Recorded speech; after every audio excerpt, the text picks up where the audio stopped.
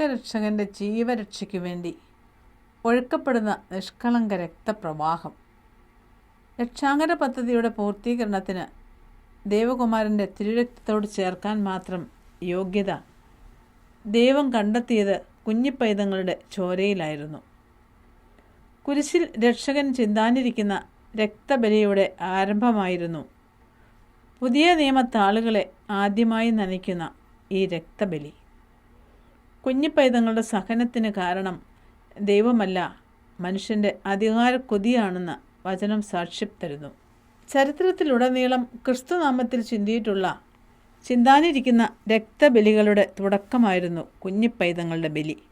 നിരപരാധികളുടെ സഹനത്തിൻ്റെ ഉത്തരം തേടുന്നവർക്കും ദൈവ പരിപാലനയുടെ ഉത്തരമില്ലാത്ത സമസ്യകൾക്ക് മുമ്പിലും ഇടറിപ്പോകുമ്പോൾ ഉത്തരത്തിൻ്റെ ദിശാസൂചികയായി കുഞ്ഞിപ്പൈതങ്ങൾ നമ്മുടെ ചിന്തയ്ക്കുമേൽ നിൽക്കുന്നു.